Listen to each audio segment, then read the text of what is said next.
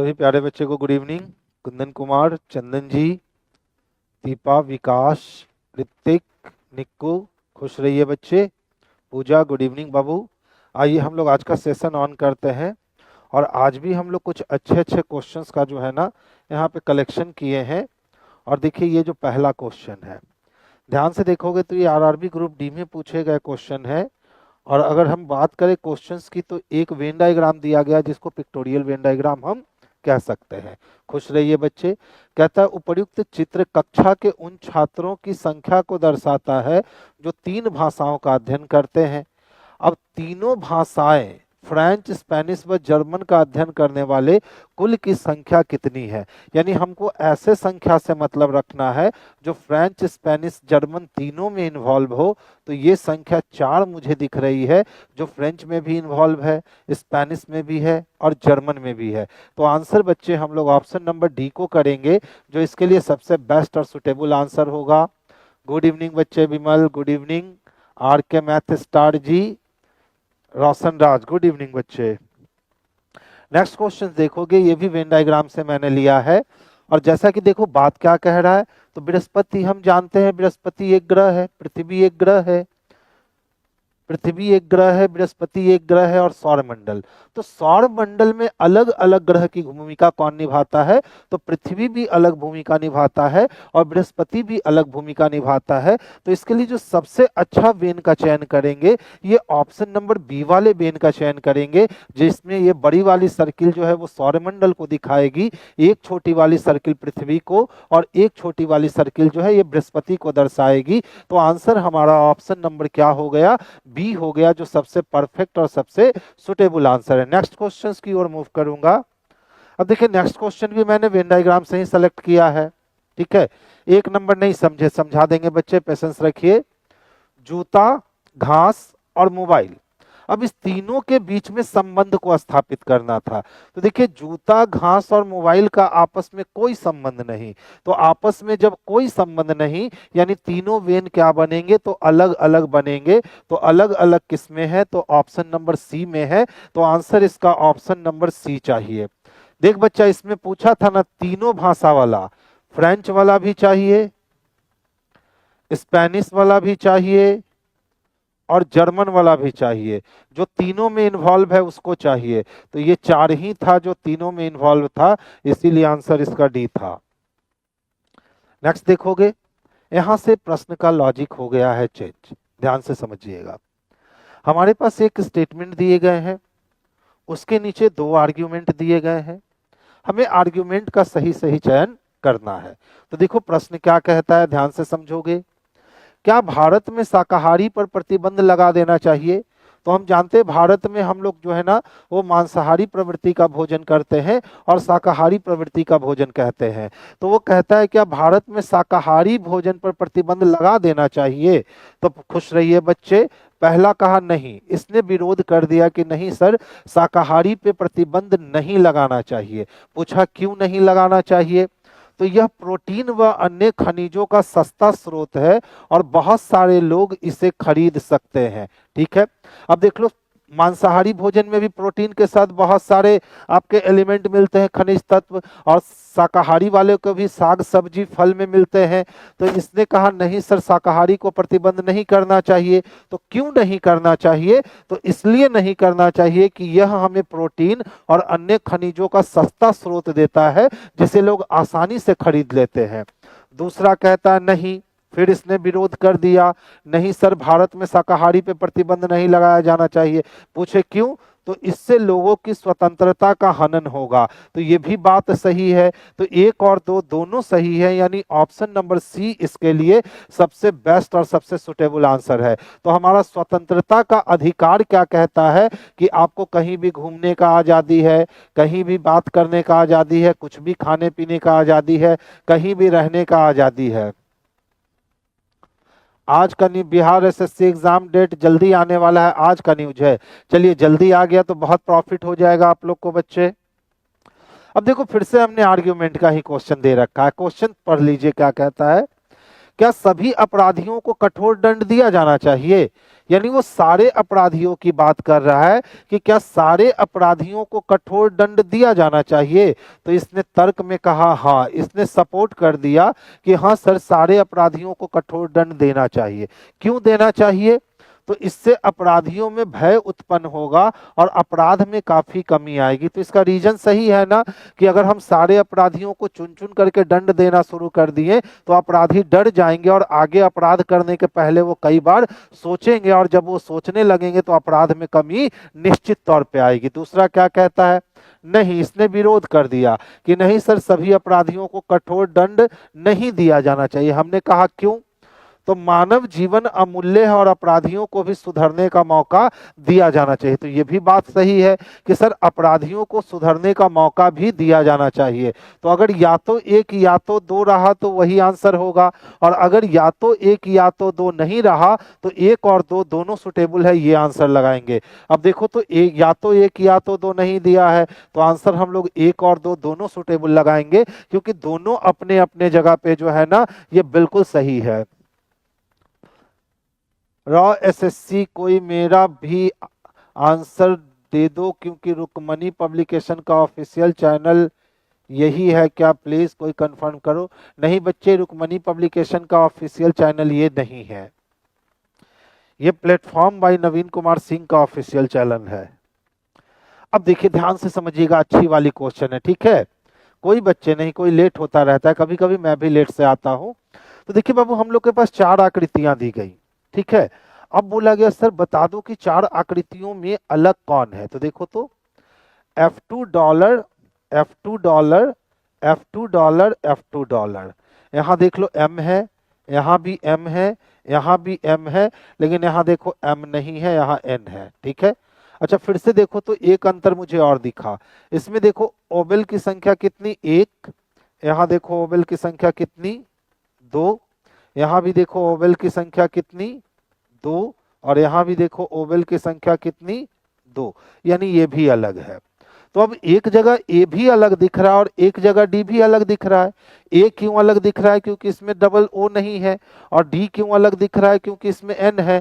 तो जो पहले आया है हम उसका चयन कर लेंगे। तो ऑप्शन नंबर ए पहले आ गया है बच्चे, तो हम ऑप्शन नंबर ए का चयन कर लेंगे, जिससे हमें क्लेम करना बेहद ही आसान हो जाएगा। तो आंसर बाबू हम लोग किसको लगाएंगे? ए को लगाएंगे। ए हमारे लिए सबसे सुटेबल और सबसे परफेक्ट आंसर बनेगा। अब देखिए, ये वाली बात तो बड़ी आसान होती है, सीरीज निकालना है। तो पहले एरो को देखो। पहले एरो कहाँ देख रहा था? तो सर दक्षिण में देख रहा था। फिर एरो कहाँ देखा? तो सर उत्तर में दिखा। एकदम अपोजिट हो गया ना। तो यहाँ एरो कहाँ दिख रहा है? तो सर पूरब में दिख रहा है। यानी अब एरो कहाँ दिखने वाला है? तो सर पश्चिम में दिखने वाला है। तो देख लो, ये वाली व्यवस्था और ये वाली व्यवस्था कैंसिल हो गई। अब इस दोनों में अंतर देख लो कि क्या है। तो ध्यान से देखना अंतर। अंदर वाला सर्किल अंदर ही रह जाता है, तो ये अंदर वाला जो रेक्टेंगल है ये अंदर ही रह जाएगा। यानी इसमें अंदर सर्किल आ गया है, इसीलिए ए नंबर कैंसिल हो जाएगा और ऑप्शन नंबर डी इसके लिए परफेक्ट और सुटेबल आंसर हो जाएंगे। तो आंसर हम लोग ऑप्शन नंबर डी को करेंगे। ग्रुप डी के बेस पे प्रैक्टिस करवाएं बच्चे। अभी ग्रुप डी की दिल्ली दूर है, बहुत दूर है, और ऐसे भी 10 तारीख से याद रखो। 10 जनवरी से ग्रुप डी के लिए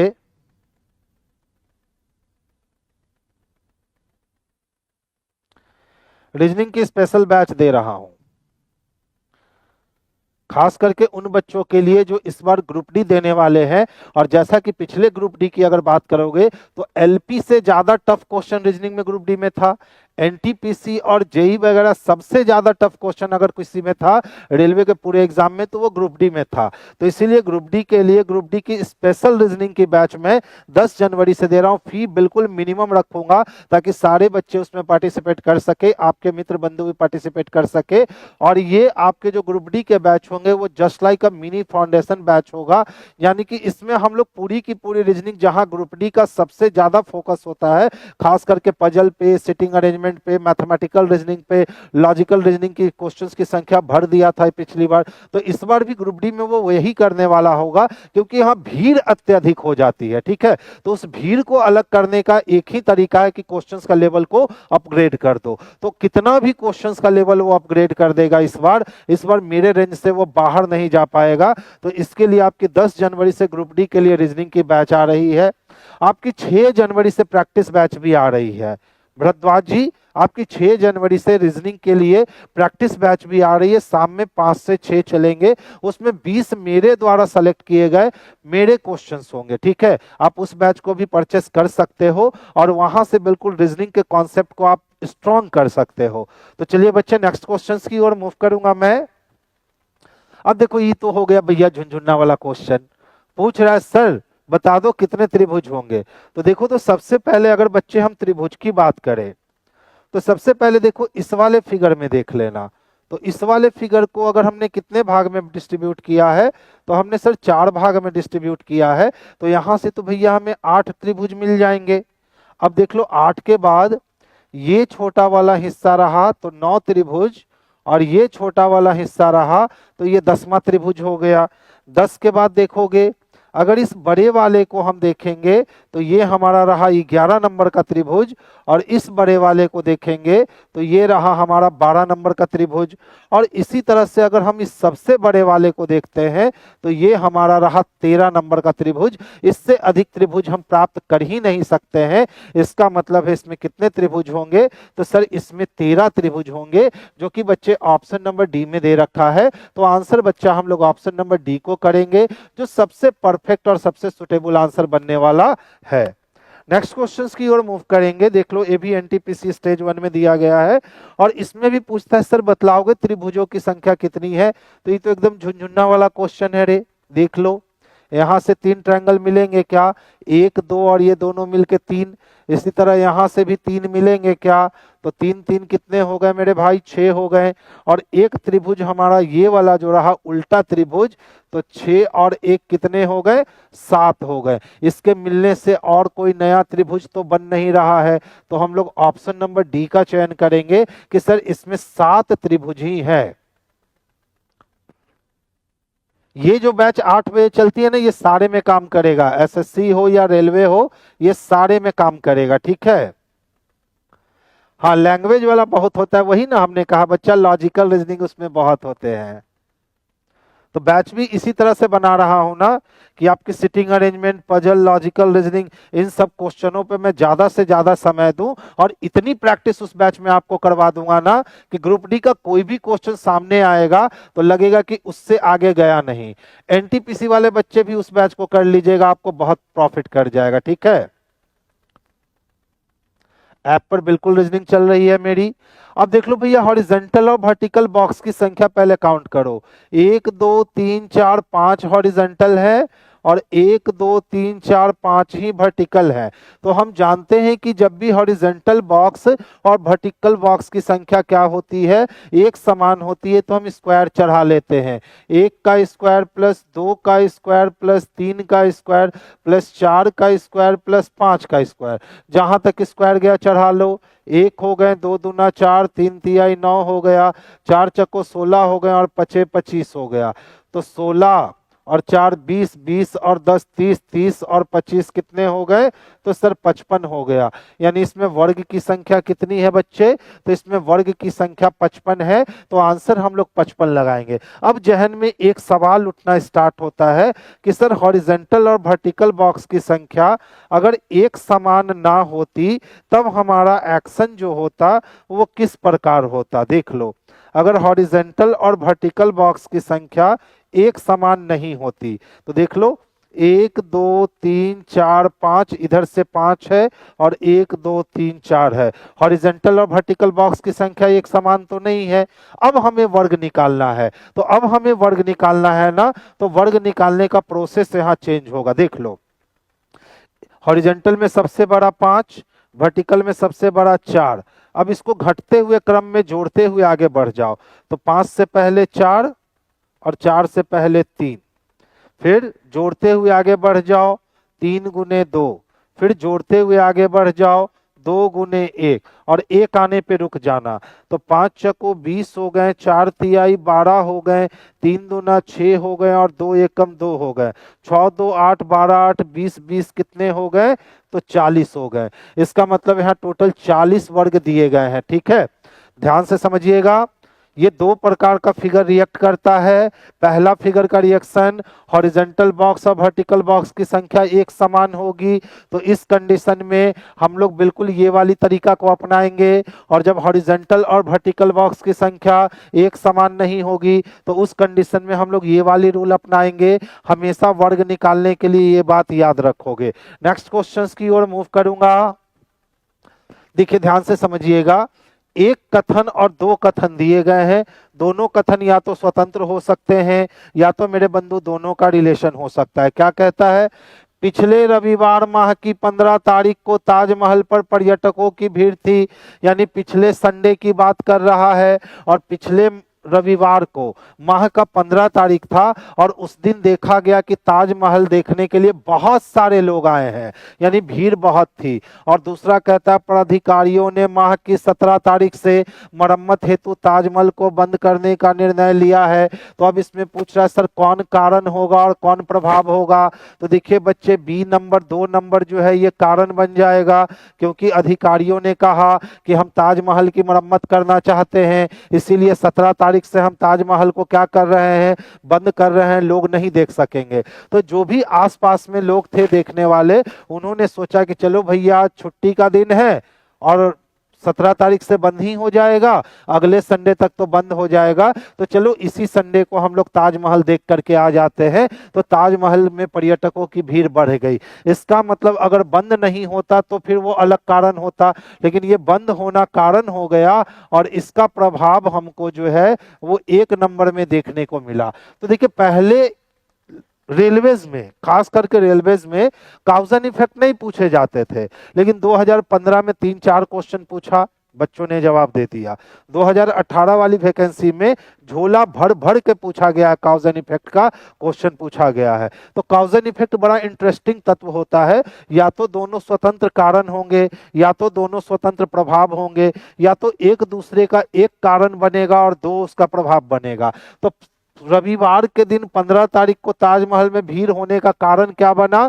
तो भीड़ होने का कारण बना कि 17 तारीख से मरम्मत के लिए ताजमहल को बंद कर दिया जाएगा। तो लोगों ने ज्यादा संख्या में ताजमहल को देखना शुरू कर दिया। यानी कि 2 नंबर कारण है और 1 उसका प्रभाव है। और यह व्यवस्था हमें ऑप्शन नंबर सी में स्पष्टता दिख रही है। तो ऑप्शन हमारा सी जाएगा। राजू कुमार सर, मेरा 43 नंबर एलपी में आ रहा है, क्या मैं सीबीटी 2 की तैयारी कर सकता हूं? बच्चे 43 नंबर आ रहा है तो आप सीबीटी 2 की तैयारी कर सकते हो, अगर आप किसी कोटा में आते हो तो।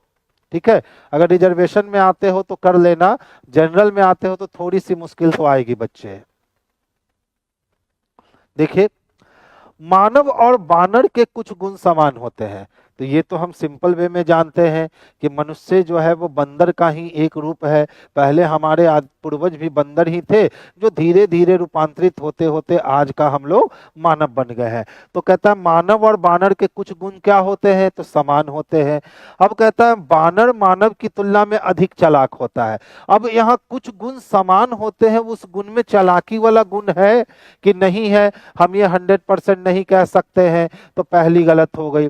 मानव बानव की तुलना में अधिक चालाक होते हैं, हम ये भी नहीं कह सकते हैं, क्योंकि कौन सा गुण समान है इस गुण के बारे में तो हमें कोई जानकारी है नहीं। तो ना तो 1 संभव है, ना तो 2 संभव है। तो इसके लिए आंसर बी कहिए। इसके लिए आंसर क्या कहिए? तो आंसर बी कहिए। बच्चे देखिए, नवीन सर ने एलपी का कट ऑफ निकाला है। आप देख लो उस कट ऑफ को, जाकर कट ऑफ वाली वीडियो को देख लो, वहां से आपकी कट ऑफ मैच कर रही है क्या? अगर वहां से आपकी कट ऑफ मैच कर रही है तो बिंदास होकर के तैयारी स्टार्ट कर दो। देखिए, यदि आप कुशल टंकक, टंकक का मतलब होता है टाइपिस्ट, तो कहता है भैया आप अगर अच्छा टाइपिस्ट है ना तो हमारे पास आपके लिए निश्चित रूप से नौकरी है। क्लियर है? यानी जो संस्थान डिमांड कर रहा है उस संस्थान को टाइपिस्ट की जरूरत है। अब कहता है सर कंक्लूजन निकालो। तो आप एक कुशल टंकक हैं, क्या हम श्योरिटी से कह सकते हैं कि अगर हमने कोई एडवर्टाइजमेंट निकाला है, हमने कोई प्रचार करवाया है, तो वो प्रचार जितना लोग देखेगा, जितना लोग सुनेगा, वो टंकक यानी टाइपिस्ट ही होगा? हम श्योरिटी के साथ नहीं कह सकते, तो पहला गलत हो गया। दूसरा, हमें एक कुशल टाइपराइटर की आवश्यकता है, हम बिल्कुल कह सकते हैं कंक्लूजन। तो एक नंबर तो गलत हो गया, लेकिन 2 नंबर मेरे भाई सही हो गया, और ऐसी व्यवस्था सी नंबर में स्पष्ट रूप से दिख रही है। तो आंसर बच्चे हम लोग ऑप्शन नंबर सी को करेंगे, जो बेस्ट और सबसे सुटेबल आंसर होगा। नेक्स्ट वन देखोगे, चलिए ध्यान से देखिएगा, क्या है हमारे पास? पेंट है ना, पेंट को क्या लिखता है? 74128 लिखता है। अच्छा, इसी प्रकार देखो तो एक्सेल को क्या लिखता है? तो 9359 और 6 लिखता है। देख लो कॉमन क्या मिला, दोनों जगह ई के लिए क्या यूज किया गया? 9। इसमें और इसमें और कुछ भी कॉमन नहीं है, यानी प्लेस के अकॉर्डिंग सिस्टम चल रहा है, जो एलिमेंट जहां है उसका कोड भी वहीं होना है। अब किसके लिए चाहिए? तो एक्सेप्ट के लिए। तो देखिए, तो ए के लिए हम क्या यूज करने वाले हैं? तो 4। सी के लिए हम लोग 55 यूज करने वाले हैं। अब 455 इसमें नहीं है, इसमें नहीं है, इसमें नहीं है, केवल ऑप्शन नंबर 3 में है। तो आंसर भी हमारा क्या हो जाएगा? तो ऑप्शन नंबर 3 हो जाएगा। सर आप कहां से हैं? बच्चे मैं प्रॉपर पटना वासी हूं। ठीक है अनुज, मैं पटना से हूं। पटना में जहां कोचिंग का गढ़ है ना, भिखना पहाड़ी मोड़, बस मेरा घर यहीं पे है। नेक्स्ट क्वेश्चन देखोगे बच्चे। अच्छा देखिए, ध्यान से समझिएगा। सबसे पहले क्या कहता है? NASCENT है ना, इसके लिए क्या लिख रखा है? 2734526 लिख रखा है। अच्छा देखो तो यहाँ दोनों में n कॉमन है ना, और n के प्लेस पे क्या यूज किया गया है? तो 2। इसका मतलब सिस्टम प्लेस के अकॉर्डिंग चल रहा है। तो s के लिए क्या यूज करेंगे? तो 3। e के लिए क्या यूज करने वाले हैं? 5। n के लिए क्या यूज करने वाले हैं? 2। 352 लगभग सब में है 352। चलिए आगे चलते हैं। टी की बात करें तो टी के लिए क्या यूज करने वाले हैं? 6। अब देख लो यहाँ पे 5 आ गया, यानी ये 2 कैंसिल हो गया। इसी दोनों में अंतर देखना है तो देख लो अंतर बस यहाँ पे है, तो डायरेक्ट सी के पास पहुंच जाओ। अब सी के लिए क्या चाहिए? तो सर 4 चाहिए, तो ये वाली ऑप्शन कैंसिल हो गई, और 3 वाली ऑप्शन जो है ना, यही इसके लिए आंसर हो गया। तो आंसर हम लोग किसको कर लेंगे? तो 3 को कर लेंगे। अब देखिए, इस टाइप के जो कोडिंग डिकोडिंग क्वेश्चन होते हैं ना, आप कोशिश करो कि सामने ऑप्शंस को रखकर बनाओगे ना बच्चे, तो बहुत फास्ट और बहुत जल्दी बनेगा। बीपीएससी टीआरई 4 के लिए मुझे रीजनिंग का फाउंडेशन बैच चाहिए, इसके लिए क्या करें? रीजनिंग का फाउंडेशन बैच नहीं बच्चे, टीआरई के लिए मैं स्पेशल बैच देने वाला हूं, वो आपकी 10 या 12 तारीख से चलने वाली है। ठीक है, तो 10 या 12 तारीख से टीआरई वाले बच्चों के लिए भी मैं एकदम स्पेशल रीजनिंग की बैच लेकर आ रहा हूं। जैसे कि मैं ग्रुप डी वालों के लिए स्पेशल रीजनिंग की बैच ला रहा हूं ना, वैसे ही टीआरई वाले बच्चों के लिए भी स्पेशल रीजनिंग की बैच आपकी आ रही है। अब देख लो भैया, सी की प्लेस वैल्यू एक्चुअल में ना 3 होती है, तो ये देख लो 6, 6 5 11 1 12 18 30 हो गया। यानी या तो हम लिखें या तो हम वहीं से वहीं काम कर लें। तो देख लो F6 E5 A1 और R18। ठीक है, तो 6 5 11 1 12 12 18 कितने हो गए? तो 30 हो गए। इसी तरह किसके लिए चाहिए? तो हेयर के लिए। तो पहले मैं आपको वहीं से वहीं जोड़ना सिखाता हूं। ठीक है, देखो ध्यान से देखना। 9 1 10 हो गया क्या? और 10 8 18 हो गया क्या? 18 18 36 हो गया क्या? यानी ये टोटल वैल्यू 36 हो गया। अब इसी को आप अगर लिख करके जोड़ने जाओगे तो आपको लिखने में टाइम लगेगा ना, जितना टाइम लिखने में लगा उससे ज्यादा स्पीड में तो आप बिना लिखे हुए बना सकते हो। तो कोशिश करो कि इस टाइप के जो क्वेश्चंस होते हैं ना, इसको बिना लिखे हुए बनाने की कोशिश करोगे तो आपकी स्पीड और एक्यूरेसी दोनों धीरे धीरे कर करके बैलेंस हो जाएगी। लेकिन हाँ, धीरे धीरे बैलेंस होगी। जैसे देख लो, जेड की रियल वैल्यू कितनी होती है? 26 होती है। ठीक है, तो ये 20 है और ये 14 है और ये 5 है, तो 14 5 19 और 20 39 हो गए क्या? तो देखो तो 20 20 40 10 50 4 54 हो जाएगा क्या? 54 नहीं दिया, इसका आंसर 54 होना चाहिए बच्चे। देखो जेड का मतलब कितना है बाबू 56 है ना। और उसी तरह से NET नेट की बात करें तो नेट के लिए वैल्यू देख लो, एन का मान 14, ई का मान 5 और टी का मान कितने हो गए तो 20 हो गए। ठीक है, 14 5 19 और 20 कितने हो गए तो 39 हो गए। तो इसी तरह से किसका चाहिए तो नट का चाहिए, NUT नट का।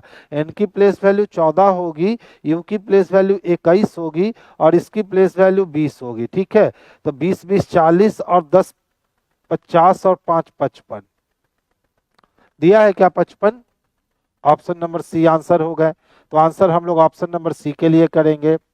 बिहार SSC के लिए सर प्रैक्टिस अभी तो बताया ना बच्चे, 6 तारीख से जो बैच स्टार्ट हो रही है शाम को 5 से 6 रीजनिंग की प्रैक्टिस बैच, उस बैच को सिर्फ आप ज्वाइन कर लो ना। बिहार SSC में एक क्वेश्चन भी मैं नहीं छूटने दूंगा, चाहे क्वेश्चंस का लेवल कुछ भी रहे, एकदम बिल्कुल भी नहीं छूटने दूंगा।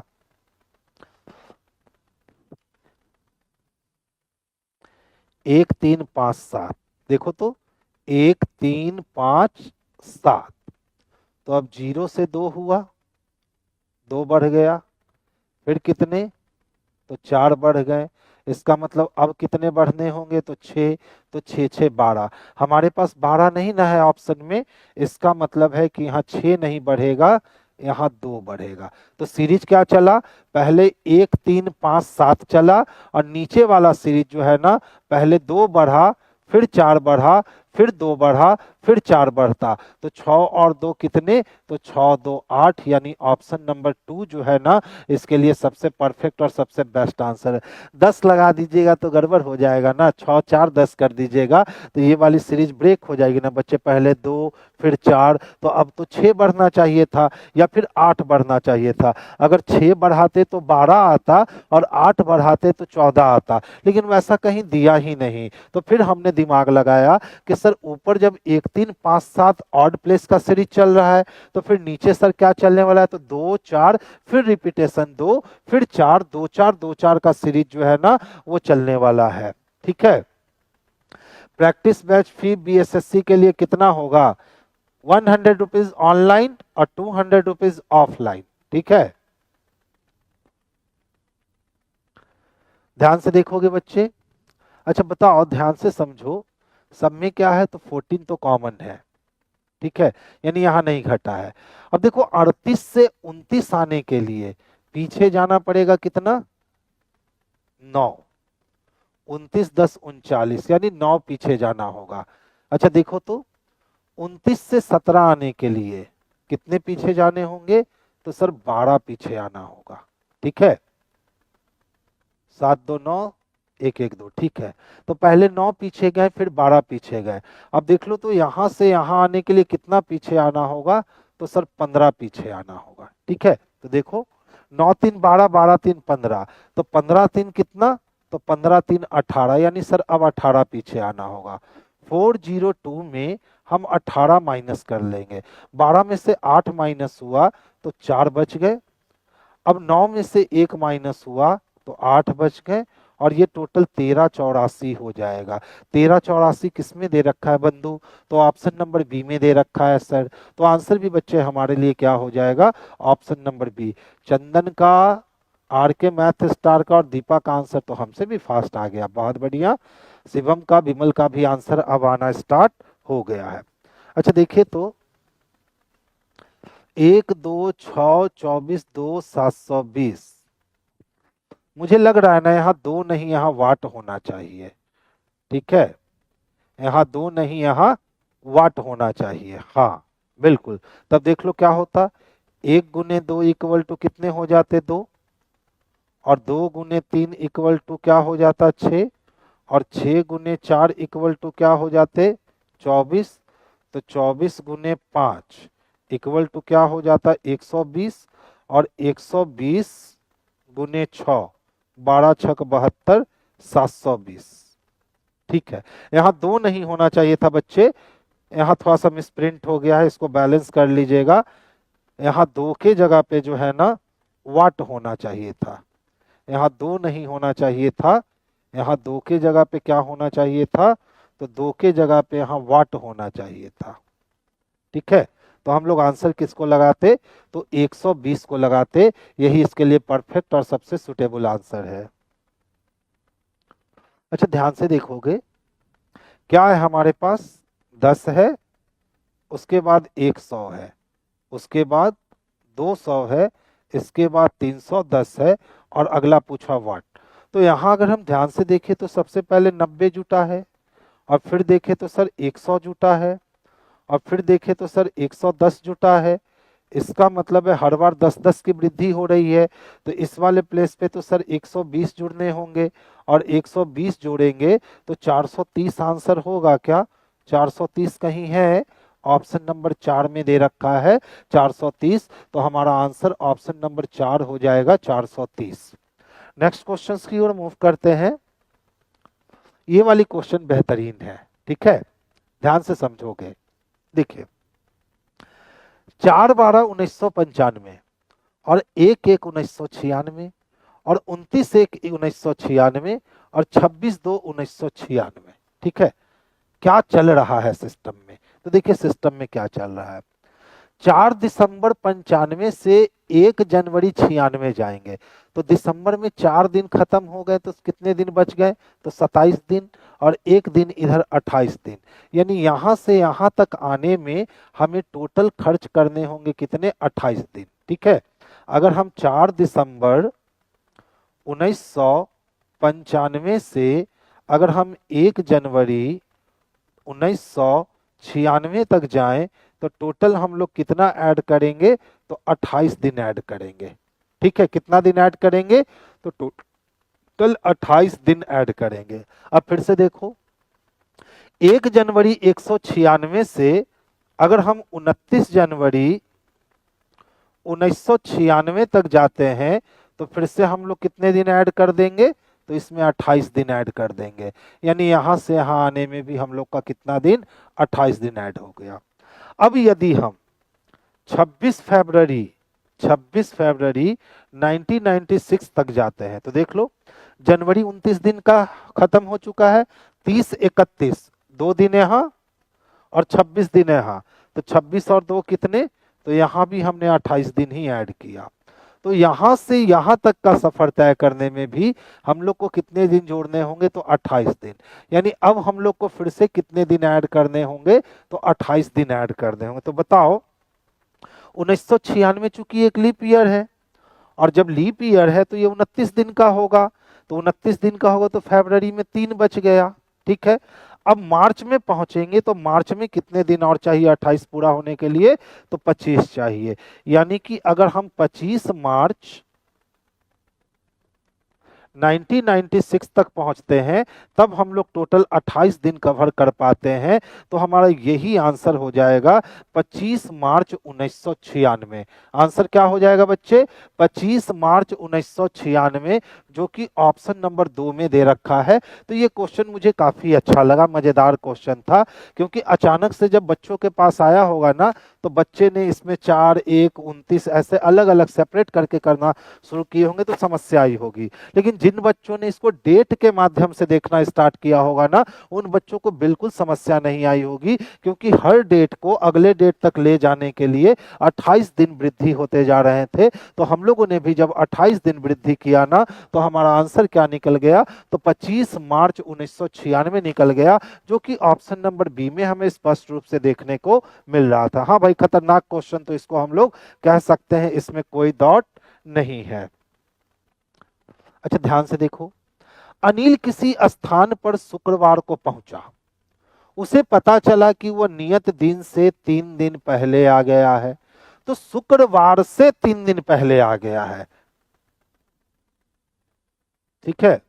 कब पहुंचा, तो किसी स्थान पर वो शुक्रवार को पहुंचा, तो उसे पता चला कि वो नियत दिन से 3 दिन पहले आ गया है।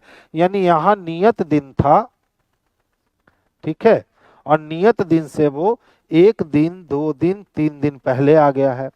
यदि वो वहां अगले रविवार को पहुंचता, तो कितने दिन बाद या कितने दिन पहले पहुंचता। देखिए ये फ्राइडे है, ये सैटरडे हो गया, और ये संडे हो गया। तो नियत दिन क्या था, तो ये नियत दिन मंडे था, ठीक है। नियत दिन क्या था, मंडे था। अब देख लो, बड़ा पुराना क्वेश्चन है ना, जब पुराना क्वेश्चन है तो ये के और से वाला कॉन्सेप्ट ले लिया। ठीक है बच्चे, जब ये पुराना क्वेश्चन है तो के और से वाला कॉन्सेप्ट ले लिया। देख लो ईयर 2000 है, ठीक है। अब देखो 2000 का जो दशक था ना, 1999 और 2000 का जो दशक था, उसमें एक कॉन्सेप्ट चला करती थी जहां लोग कहते थे मे कहने का मतलब है, के कहने का मतलब है छोड़कर काउंट करो, और से कहने का मतलब है उसको साथ में रखकर काउंट करो। लेकिन अब ऐसी बात नहीं है, अब के कहो चाहे से कहो, आपकी काउंटिंग यही होगी। तो इस क्वेश्चन को हम लोग पुराने वाले तरीके से ना बनाकर अगर अभी वाले तरीके से बनाएंगे, तो यदि वो वहां अगले रविवार को पहुंचता तो वो कितने दिन बाद या कितने दिन पहले पहुंचता, तो देखिए वो नियत दिन से एक दिन पहले पहुंचता। यानी आंसर हमारा ऑप्शन नंबर ए हो जाएगा, अभी के हिसाब से। कब के हिसाब से? अभी के हिसाब से। अगर उस समय के हिसाब से बनाते तब यही पहला दिन होता, ये दूसरा दिन और ये तीसरा दिन हो जाता, तब फिर वो क्या हो जाता, एक दिन बाद हो जाता। तो पहले के हिसाब से नहीं, इसको अभी के हिसाब से बनाएंगे तो वो नियत दिन से कब पहुंचता, तो एक दिन पहले पहुंचता। यानी ऑप्शन नंबर ए इसके लिए परफेक्ट और सुटेबल आंसर है।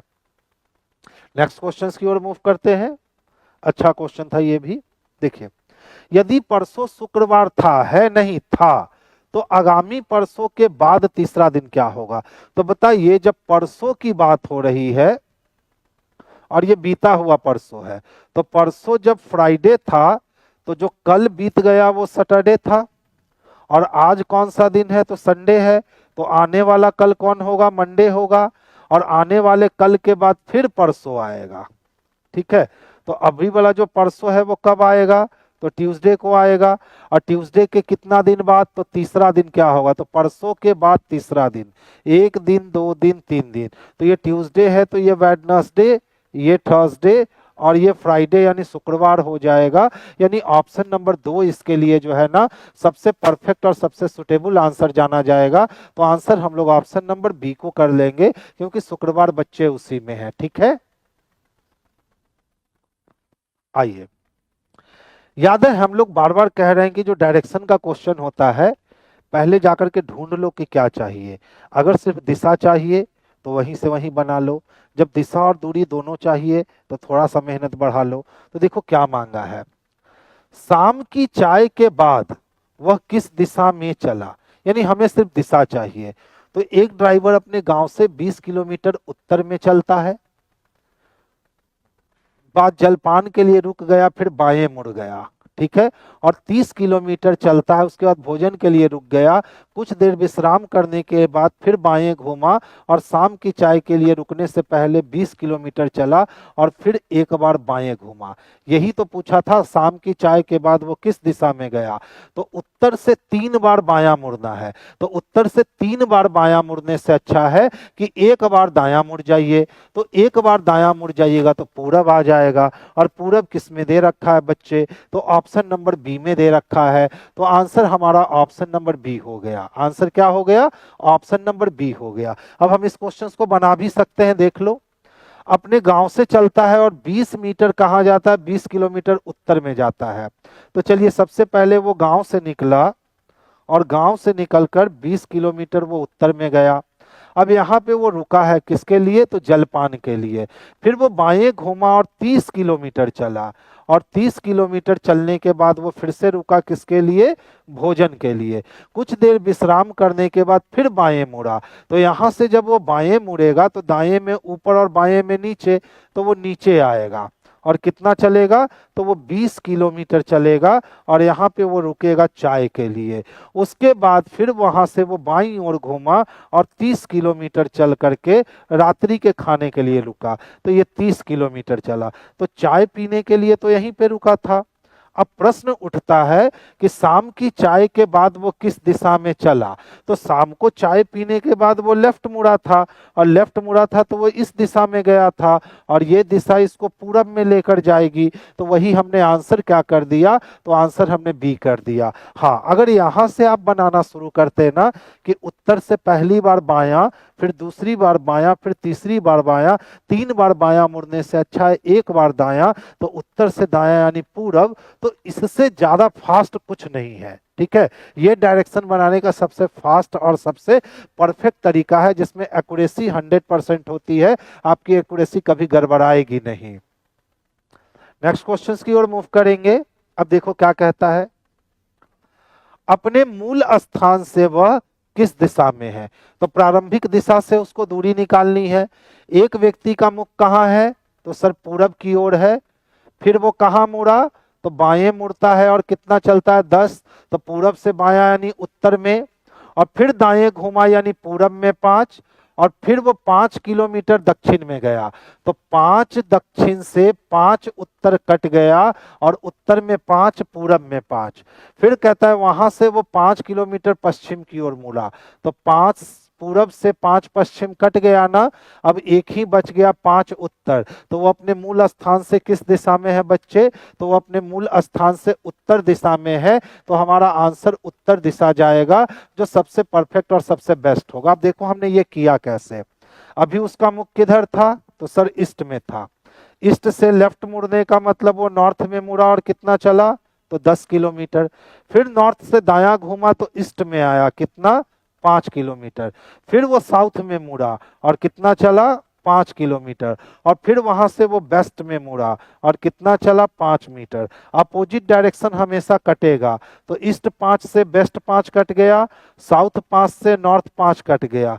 तो अब प्रारंभिक बिंदु से कौन सी दिशा बच गई, तो जो बच गया वही प्रारंभिक बिंदु से दिशा होगा। तो बस नॉर्थ दिशा बच गया। और नॉर्थ दिशा किस में है बच्चे, तो ऑप्शन नंबर सी में है। तो जैसे जैसे आपको इसकी आदत पड़ती जाएगी, वैसे वैसे आप मुजवानी काम करना शुरू कर दोगे। तो कोशिश आज से ही कर लो कि इसकी आदत डालनी स्टार्ट कर दो। इसमें जिस दिन आप बेस्ट हो जाओगे ना, उस दिन इस टाइप के क्वेश्चन को तो मुजवानी धुआं धुआं उड़ा दोगे। कुछ करना ही नहीं पड़ेगा, माउस से हाथ भी नहीं हटाने होंगे, सिर्फ आंख चलेगा और आपके आंसर आपके पास होंगे। अब देखिए इसमें लगता है ना ऑड मैन आउट निकालना है। क्या फाइंड आउट करना है बच्चे, तो ऑड मैन आउट फाइंड करना है। दृढ़, गंभीर, स्वीकार्य और नक चढ़ा। तो देखिए दृढ़ जिसको कहते हैं ना, जो साहसी होता है ना, उसको दृढ़ कहते हैं, ठीक है। गंभीर एक प्रकार का स्वभाव है, नकचढ़ा भी एक प्रकार का स्वभाव है, और दृढ़ भी एक प्रकार का स्वभाव है। तो ये मानव का स्वभावीय गुण है, मानव के स्वभाव को दिखलाता है। लेकिन स्वीकार्य, हम किसी को स्वीकार कर रहे हैं, तो ये मेरा गुण है, ये मानवीय गुण नहीं है। तो आंसर क्या हो जाएगा, तो स्वीकार्य इसके लिए सबसे अलग हो जाएगा। स्वीकार्य जो है वो अलग है, क्योंकि ये मानव के द्वारा, हाँ एक्सेप्टेड जिसको कहते हैं, ये मानव की क्रिया है। स्वीकार करना, अस्वीकार करना, ये क्रिया है, लेकिन वो क्रिया नहीं है, वो व्यक्ति का गुण है। कुछ लोग नकचढ़े होते हैं, तुरंत गुस्सा में आ जाएंगे। कुछ लोग एकदम गंभीर होते हैं, कुछ बोल दो उसको कोई फर्क नहीं पड़ता है। कुछ लोग दृढ़ होते हैं कि हमको ये करना है तो फिर करना है, तो उनका इनबिल्ड क्वालिटी होता है, ठीक है। जो मनुष्य के अंदर इनबिल्ड क्वालिटी अलग अलग होते हैं, लेकिन स्वीकार्य जो होता है ना, ये दूसरे का हम एक्सेप्ट करते हैं। तो यही स्वीकार्य जो है ये अदर से डिफरेंट है। देखो समुद्री, महासागर, समुद्र और नौवाहन, तो इसमें नौवाहन जो है ना ये अलग हो जाएगा। नौका को ही नौवाहन कहते हैं। अब ये नौका जो नौवाहन है, ये समुद्री, समुद्र और समुद्र, महासागर, ये तीनों एक जैसा वर्ड है, लेकिन ये नौवाहन जो है ना बच्चे, ये अदर से डिफरेंट है। तो इसके लिए भी आंसर हमारा सी हो जाएगा। देखिए शिमला, दार्जिलिंग, ऊटी और आगरा में कौन अलग है, तो ये छोटा जो बच्चा होगा ना वो भी बता देगा कि सर शिमला, दार्जिलिंग, ऊटी जो है ना, ये पूरा का पूरा पहाड़ी एरिया पे बसा हुआ हिल स्टेशन टाइप जगह है। लेकिन आगरा की सर आप बात करोगे ना, तो आगरा एक पठारी हिस्से में बसा हुआ है, इसीलिए आगरा क्या हो गया बच्चे, तो अदर से डिफरेंट हो गया, क्योंकि बाकी सब जो है वो चोटी पे, पहाड़ी पे व्यवस्थित है। शिमला भी पहाड़ीय क्षेत्र भूमि है, दार्जिलिंग भी पहाड़ीय क्षेत्र भूमि है, ऊटी भी पहाड़ीय क्षेत्र भूमि है, लेकिन आगरा जो है ना ये पठारी हिस्से में स्थित है, इसीलिए आगरा जो है ना बच्चे अदर से डिफरेंट हो जाएगा। देखिए बछड़ा जिसको कहते हैं, मुर्गी, मेमना, शासक, शावक होगा। अरे शासक किसको कहते हैं, शावक तो शेर के बच्चे को कहते हैं। अच्छा शशक, सशक साइज में भी मेढक के बच्चे को कहते हैं। तो देखो, गाय का बच्चा बछेरा कहते हैं, इसी तरह से भेड़ उड़ का बच्चा बकरी का बच्चा मेमना कहते हैं, मेढक का बच्चा जो होता है उसको शशक कहते हैं। लेकिन मुर्गी क्या है, तो ये फीमेल है, ठीक है। मुर्गी बचपना को नहीं दर्शाता है, मुर्गी के बच्चे को क्या कहते हैं, तो चिकन कहते हैं, चिकन। तो ये बी नंबर अलग हो जाएगा। स्वेटर, मॉफलर, शॉल और मोजा। अब तो बच्चा भी बता देगा कि सर मोजा को अलग कर दो। स्वेटर हम लोग एक खास मौसम में यूज करते हैं, ठीक है। मॉफलर हम लोग एक खास मौसम में यूज करते हैं। शॉल हम लोग एक खास मौसम में यूज करते हैं, जो मौसम अभी चल रहा है। लेकिन मोजा तो हम लोग गर्मी हो चाहे सर्दी हो चाहे बरसात हो हमेशा यूज करते हैं। दूसरा देखो, स्वेटर, मॉफलर, शाल, ये हमारे बॉडी के शरीर के ऊपरी हिस्से को कवर करने के लिए होता है। लेकिन सॉक्स जो यानी मोजा जो होता है वो शरीर के निचले हिस्से को कवर करने के लिए होता है। तो ऐसे भी दोनों लॉजिक से हमारा आंसर क्या आ जाएगा, तो सी नंबर ही आंसर इसके लिए बेस्ट और सबसे सुटेबल आंसर है। ध्यान दीजिएगा। अब देखिए, जो ए था ना वो बीच में चला गया, जो ए था वो बीच में गया, जो ए था वो बीच में गया। तो यहां भी 8 कहाँ चला जाएगा, बीच में। अब इसमें 8 बीच में नहीं है, इसमें 8 बीच में नहीं है। अच्छा फिर से देख लो, देखिए जो सेकंड था ना वो फर्स्ट बन गया, जो सेकंड था वो फर्स्ट बन गया, जो सेकंड था वो फर्स्ट बन गया। तो यहाँ भी सेकंड वाला फर्स्ट बन जाएगा ना, यानी 6 8 चाहिए। यहाँ 2 8 है, कैंसिल हो गया, यहाँ 6 8 है, आंसर हो गया। यानी ऑप्शन नंबर 2 जो है ना बच्चे, इसके लिए परफेक्ट आंसर हो गया। ध्यान दीजिएगा, आज 33 क्वेश्चन ही सेट किया गया है। सेम तरीका है, मल्टीप्लाई करने मत जाइएगा। देखिए, सेकंड वाले को सेकंड रखा और लास्ट वाले को फर्स्ट बना दिया, सेकंड वाले को सेकंड रखा और लास्ट वाले को फर्स्ट बना दिया, ठीक है। तो सेकंड वाले को सेकंड रखेंगे और लास्ट वाले को फर्स्ट बना देंगे। बढ़िया, आगे चलिए। देखिए तो जो पहला था इसको तीसरा बना दिया और जो तीसरा था इसको अंतिम बना दिया, जो पहला था इसको तीसरा बना दिया और तीसरा को अंतिम बना दिया। तो जो पहला है इसको तीसरा बना देगा और तीसरा को अंतिम बना देगा। 46 45 चाहिए। ऑप्शन नंबर 2 में हमें 46 45 देखने को मिल रहा है। तो आंसर हमारा ऑप्शन नंबर 2 जो है ना, यही इसके लिए बेस्ट और सबसे परफेक्ट आंसर है। आज तो लगता है 6 मिनट पहले हम लोगों ने खत्म कर लिया ना। तो चलिए कुछ नहीं, अभी बाकी है समय हम लोग के पास, कम से कम 5 मिनट बाकी है ना। तो 5 मिनट में हम लोग कुछ क्वेश्चन सीख लेते हैं। ध्यान से देखिएगा, देख लो। आप बच्चे क्या करते हो कि एंगल निकालने के लिए आप 30 into H minus 11/2 into M का प्रयोग करते हो ना, ठीक है। तो ये सूत्र बहुत अच्छा है, ये सूत्र बहुत अच्छा है, लेकिन ये सूत्र तब कॉम्प्लिकेटेड हो जाता है जब हम कर दे 4:47 अब यहाँ पे मिनट को ऑड रख देने पे इसकी कैलकुलेशन क्या हो जाती है, तो इसकी कैलकुलेशन लंबी हो जाती है। अब ध्यान से सीखना, मैं इस सूत्र का यूज किए बिना, इस सूत्र का यूज किए बिना मैं सारे के सारे एंगल को बहुत स्पीड में निकाल दूंगा और बिल्कुल समय नहीं लगेगा, ठीक है। तो ध्यान से सीख लेना। अभी जो 4 मिनट 5 मिनट टाइम है ना, इस 4 मिनट 5 मिनट में हम लोग कम से कम एंगल निकालना तो आज सीख ही जाएंगे कि सारे एंगल को कैसे निकालते हैं। तो देखिए, एंगल की बात करें ना तो इसको 4 लेवल में बांटते हैं, लेवल 1, लेवल 2, लेवल 3 और लेवल 4, ठीक है। जब भी एंगल निकालने की बात हो तो हम इसको 4 एंगल में बांट देते हैं, लेवल 1, लेवल 2, लेवल 3 और लेवल 4। एकदम मुजवानी बना सकते हो, ध्यान से समझना। क्वेश्चन सेटर ऐसे समय की रचना करेगा जब घंटे की सुई और मिनट की सुई आपको एक ही अंक पे दिखेगा, जैसे 2:10, ठीक है। घड़ी तो सब लोगों ने देखा होगा ना। अब इसको ऐसे फील करो, घंटे वाली सुई किस पे है, 2 पे है। अगर सुई 2 पे है तो ये कितना मिनट दिखाएगा, तो सर ये वाला भी तो 10 मिनट ही दिखाएगा। अब दोनों मिनट के बीच में 0 का अंतर दिखे ना, तो मिनट के आधा को आंसर बना दो, यानी 5 डिग्री का कोण बन जाएगा। मिनट का आधा बना दो, 5 डिग्री का कोण बन जाएगा। जैसे देख लो, मान लो हमने कहा सर 9 बज करके कितने मिनट, तो 45 मिनट। तो घड़ी में 9 पे सुई होने का मतलब ही होता है 45 मिनट। अब दोनों सुई आपको 45 मिनट पे दिख रहे हैं, अंतर 0 का दिख रहा है। तो जब भी अंतर 0 का दिखे तो 45 का आधा 22.5 डिग्री का कोण बना दो। अगर आदत हो गई तो ये लिखना नहीं पड़ेगा। जैसे देखो 6 बजकर कितना मिनट, 30 मिनट। तो ये वाली सुई 6 पे है और ये 30 मिनट पे है। 6 पे सुई होने का मतलब ही 30 मिनट, तो दोनों सुई 30 मिनट पे दिखा, 0 का अंतर, 30 का आधा 15 डिग्री का कोण बन गया। मान लो कहता है सर 11 बजकर के 55 मिनट, ठीक है। तो ध्यान से देखो, 11 पे सुई होने का मतलब ही है 55 मिनट, ये भी 55 मिनट, ये भी 55 मिनट, दोनों 55 मिनट पे दिख रहा है, यानी 0 का अंतर है। तो 55 का आधा कितना हो गया, तो 27.5 डिग्री। ये था लेवल 1।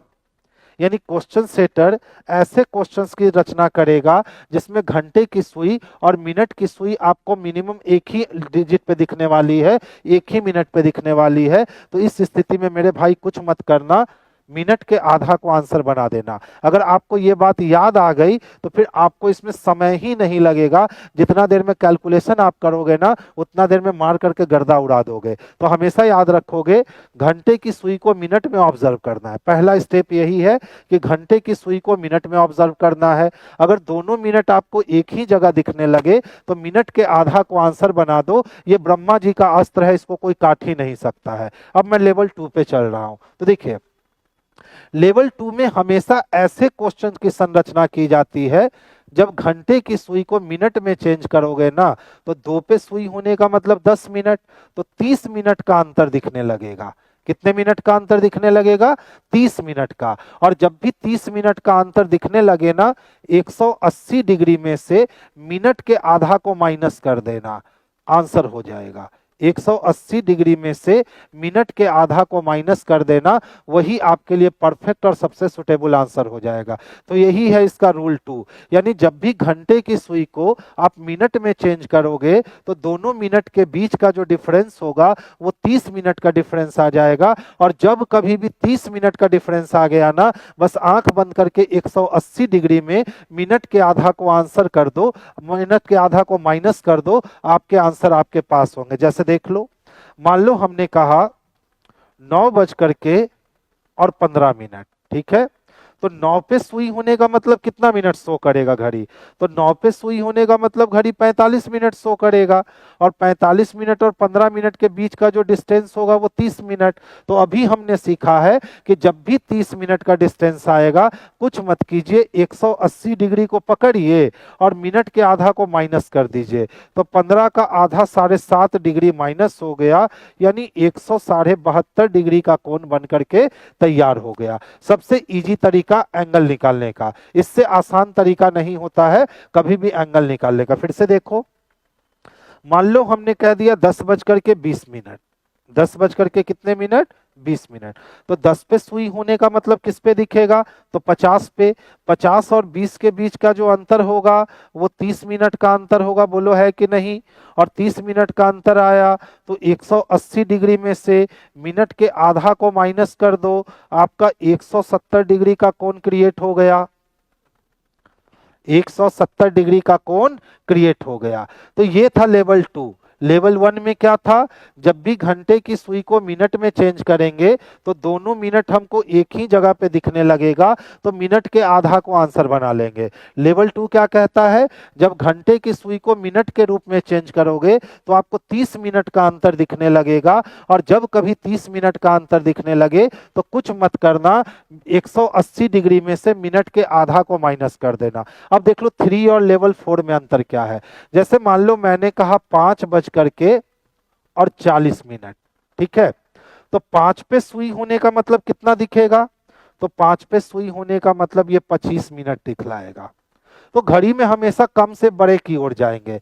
तो 25 मिनट से 40 मिनट जाना आसान कि 40 मिनट से 25 मिनट? तो सर 25 से 40 जाना आसान, तो 25 से 40 जाने में कितना मिनट लगेगा? तो 15 मिनट। इस अंतर को 6 से कर देना गुना, तो 15 छक कितना हो जाएगा? तो 90 डिग्री। और जब भी घंटे से मिनट की ओर अंतर लोगे ना, तो मिनट के आधा को उसमें से माइनस कर देना। तो 40 का आधा कितना डिग्री? तो 20 डिग्री घट गया, यानी ये 70 डिग्री का कोण हमारे पास बन गया। देख लो कितना आसानी से हम लोग बना रहे हैं। जैसे मान लो वो कह देता है 6:55, तो 6 पे सुई होने का मतलब कितना मिनट शो करेगा? तो 6 पे सुई होने का मतलब 30 मिनट शो करेगा। अब 30 मिनट से 55 मिनट जाना आसान होगा, तो 30 मिनट से 55 मिनट आने का मतलब है कि 25 मिनट का डिस्टेंस होगा। 1 मिनट बराबर 6 डिग्री होता है, तो 25 छक कितना हो गया? तो 150 डिग्री हो गया।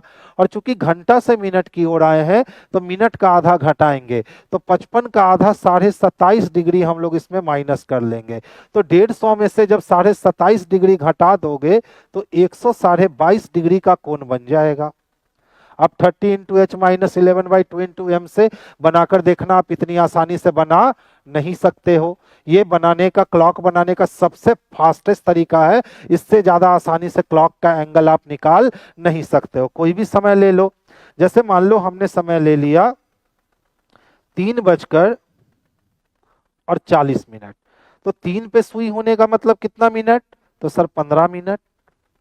15 मिनट से 40 मिनट जाने हैं, तो 15 मिनट से 40 मिनट जाने का मतलब है 15 15 30, यानी 25 मिनट का अंतर होगा।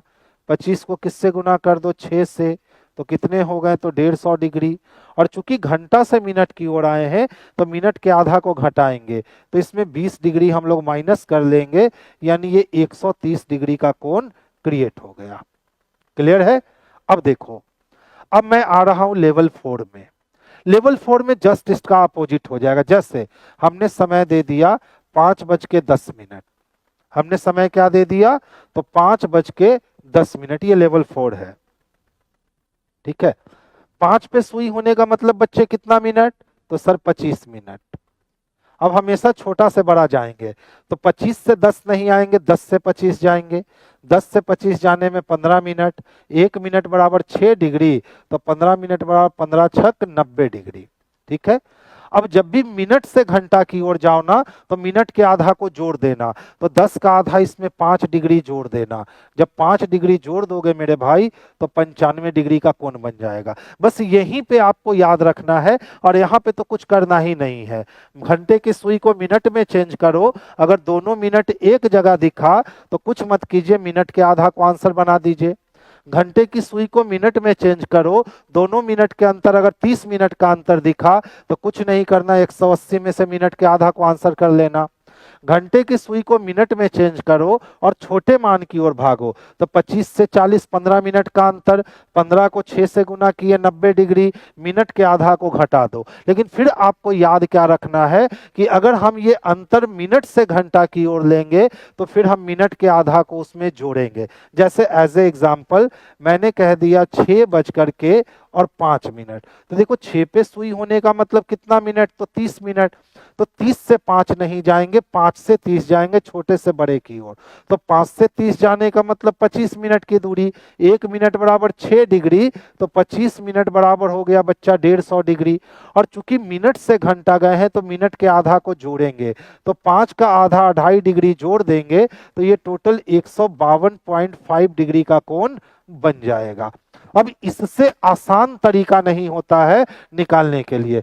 चंदन पूछ रहे हैं सर 247 होगा तब क्या होगा? चलो कर लो, देख लो। 247 रखेंगे। अच्छा बताओ 2 का मतलब कितना होता है बच्चे?